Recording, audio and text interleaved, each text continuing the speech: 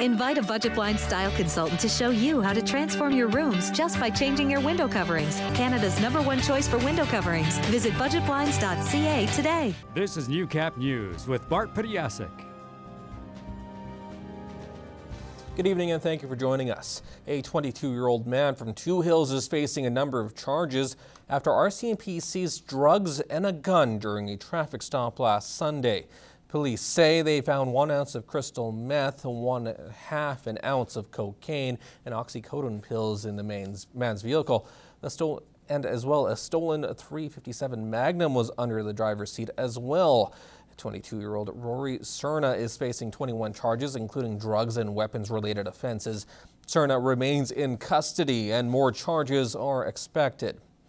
And a Lloydminster concerned citizen is being credited in the capture of a man wanted on a Canada-wide arrest warrant. Police received a call from the residents just after 1 o'clock Wednesday of a man checking backyards in the 5700 block of 47th Street. After searching the area and a short chase, police were able to take 20-year-old Austin Eaglechief of Saskatoon into custody.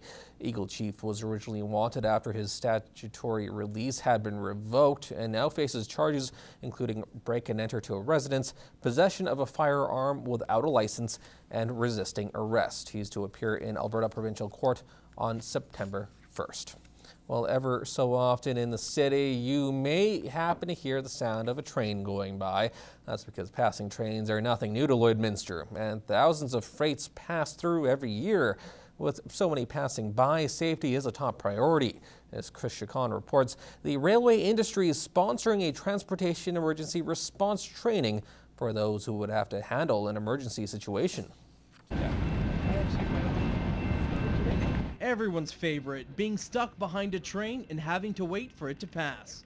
However, it's probably a good thing that we let them go by, as a large amount of freights carry dangerous liquids. There are things like butane and propane, condensate, which is also a flammable chemical. All those kinds of things all go through the town here. And of course, you can't forget about crude oil.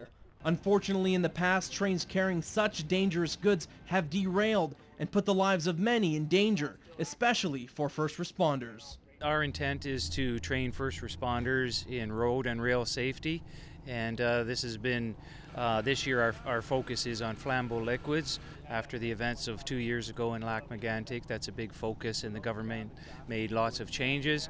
So we talk a lot about flammable liquids on the rail and on the road, and how these first responders can handle those things in case there's an event out there. The training covered new techniques and tools, including the foam spray.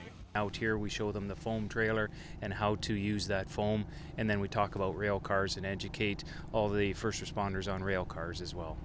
These new techniques are very effective and are a huge benefit for those involved, as it could be the training that means the difference between life or death.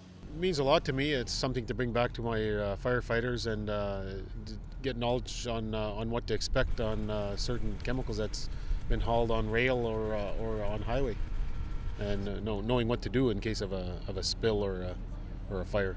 The training is one of several that will be held this year across Canada.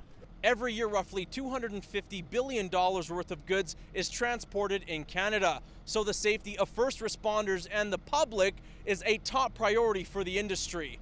Chris Chacon, Newcap News. The annual Alberta Open Farm Days is on again this year. In the Midwest, residents can expect 2 special events, starting with the tour of 4 area farms. We're going to go to Lower Shannon Farm, the Cheesery, Harvard Farms, and Highgain Ranching. So it's a big variety for everybody to come and see some different kinds of farms and different processes that everybody has. The tour bus leaves from the Lloyd X grounds at 10 a.m. and returns around 3:30 in the afternoon.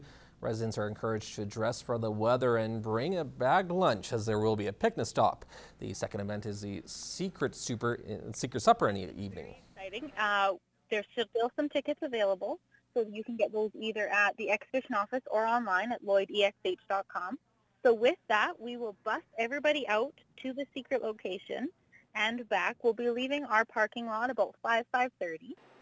The meal will be prepared using total local ingredients. You can call the exhibition office at 306-825-5571 for more information.